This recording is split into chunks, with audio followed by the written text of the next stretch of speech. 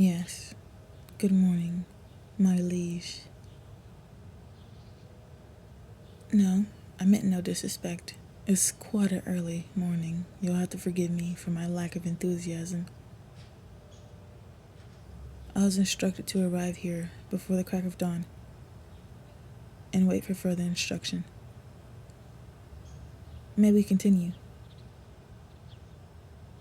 Your father has instructed me to travel with you throughout your daily activities. I am to be with you, by your side at all times. Personal bodyguard, if you will. I am to stay with you throughout your entire day and devise a schedule of my own so that I may properly protect you. And if you don't have any objections to that, I'd like to get started. You don't need or want a babysitter. Believe me, if it were up to me, I certainly wouldn't have volunteered. In the nicest way possible. I don't mean to offend you. Simply stating the truth. Your father picked me out of the crowd, specifically, due to my reputation. Apparently no one else in this village is competent enough. Yes, the Royal Guard. They are currently occupied at the moment. They're out scouting. On your father's orders. But even if they were here, they would not be in this type of position. They are to protect the castle, whereas the lower guard is to protect the village. Now you and I both know there are numerous ways in and out of this castle, both secret and known. You need a personal bodyguard. The Royal Guard is not going to be with you at all times. They patrol the castle, yes, but I am to be by your side every moment of every day. And even though that sounds less than appealing, apparently it's necessary. I'm not here to make friends, I'm just here to do my job. As it is, I will protect you with my life. Princess. Now that the formalities are out of the way, I've kept you waiting long enough. We must go to the dining hall, so you may catch breakfast. We wouldn't want you to be late now, would we? I want to earn a few points with your father. According to the Royal Guard, punctuality is a big thing for him. Let us be on. You can give me a tour and the rundown of things on the way.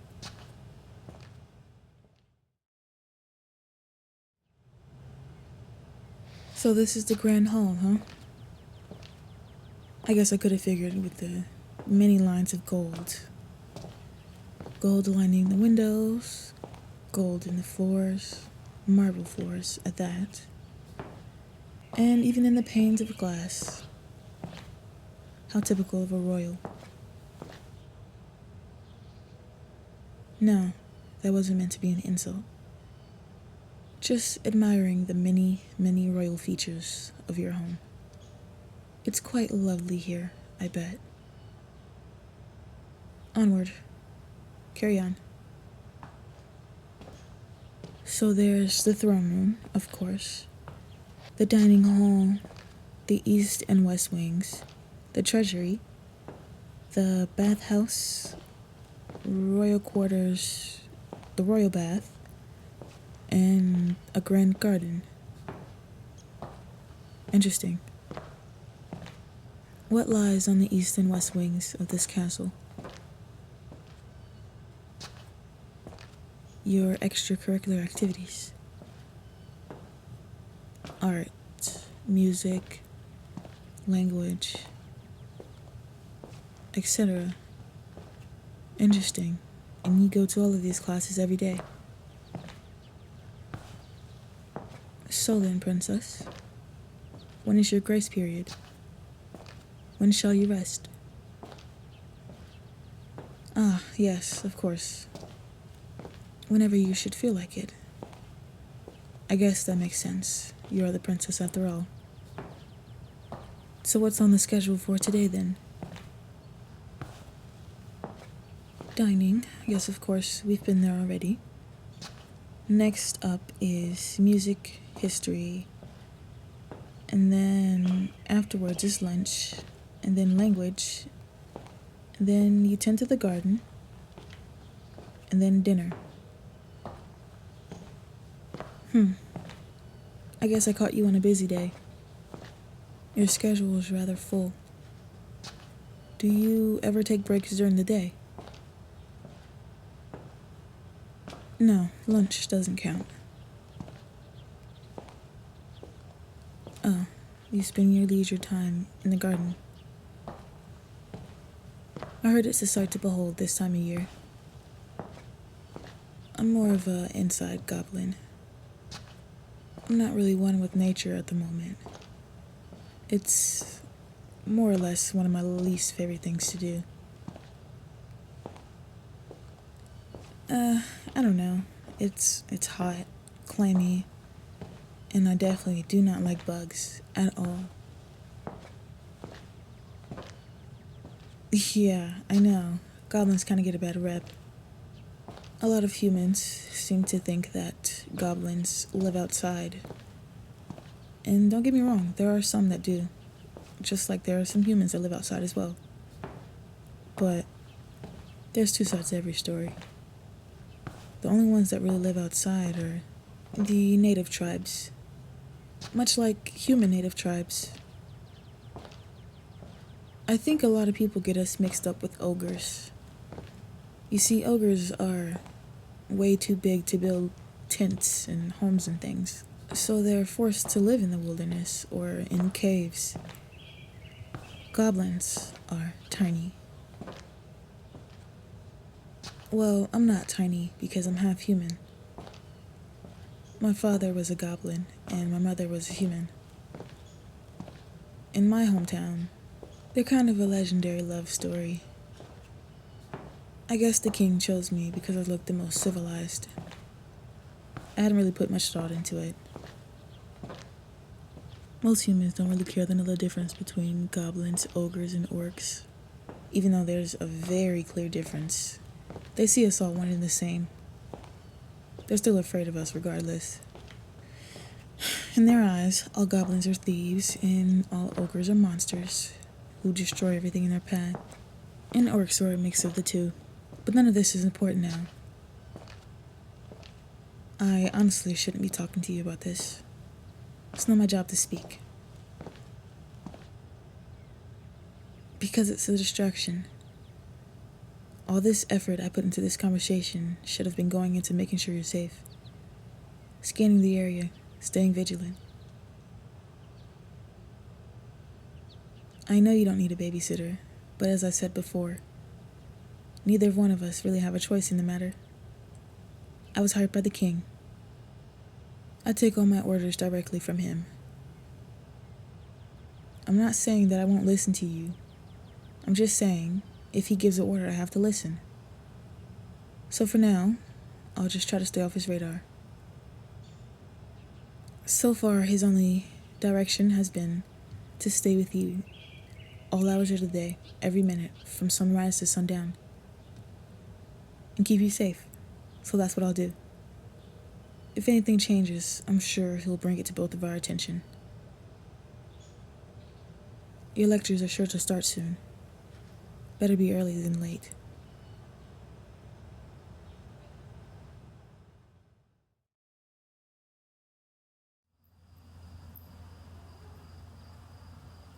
Finally, the day's done.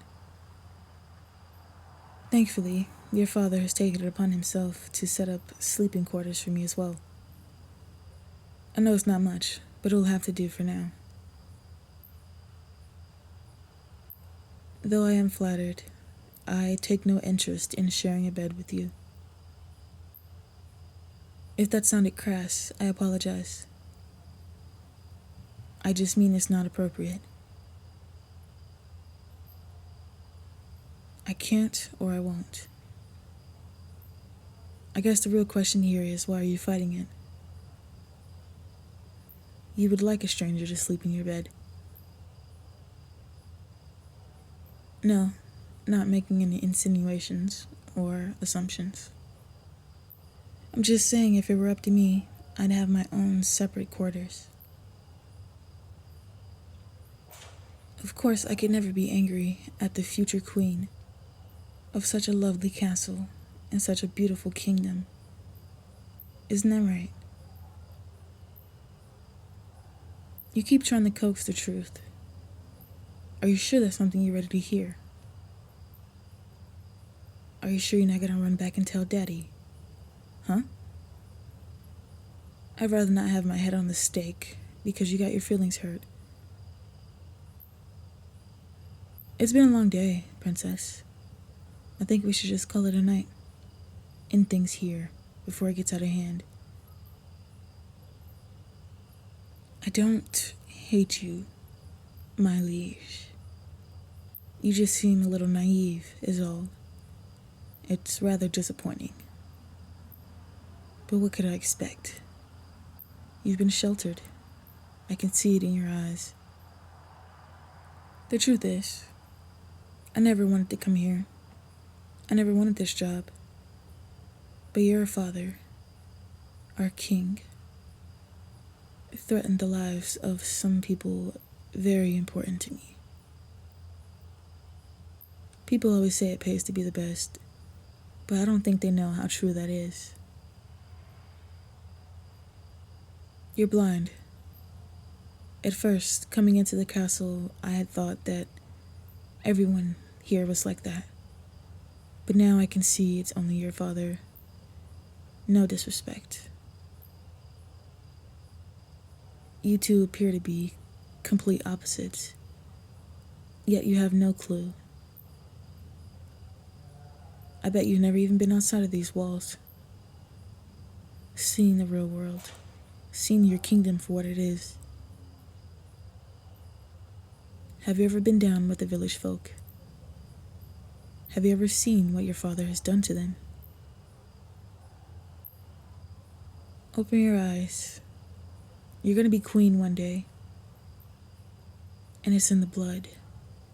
You're gonna follow in the same footsteps as your father, and there's gonna be nothing you can do about it, because even kings and queens have to answer to someone.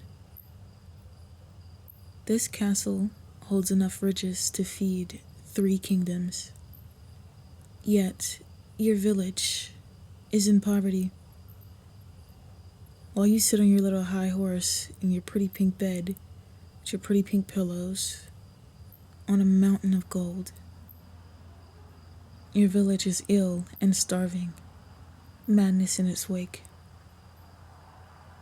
Why do you think the royal guard has been so busy? They're not scouting. They're using their every last resource to fend off the rebellion.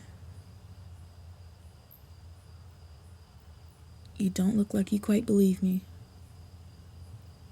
Have you not heard the cries? The bloodshed? Can you not smell it? 'Cause even I can smell it from here. I'm not telling you this to scare you. When the next inauguration comes around, you'll be crowned queen. What you choose to do with this information now determines the lives of your very people. It matters not to me, because either way, I will not be here. It's not important. I'll make my split sometime later. But don't worry. I'm sure you'll find a good little lapdog to replace me. I advise you to wise up, Princess. Sleep on it if you have to. Your kingdom will be no more soon. This little sheltered palace life you've been living is crumbling at your very feet. The longer I speak, the more you start to realize that good man in there, your father, the king, is not as good as he's led you to believe. But I've grown bored of this. May we end tonight on a somewhat peaceful note. Sleep well. and may the gods bless the new age a brighter future.